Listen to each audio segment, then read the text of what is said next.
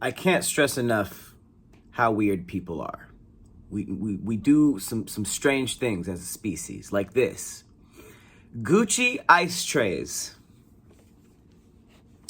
Y'all buying designer ice? By the way, it's $200. I don't think this is official Gucci, but people are selling these for $200. Designer ice. Another weird one. Deep fried boiled eggs. What do y'all think about that? Would you try it? For some reason, anytime you fry something that golden brown, it looks appealing.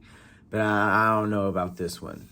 I've heard of this is definitely a different take on fried eggs. But I don't know. Maybe it's fire to some people.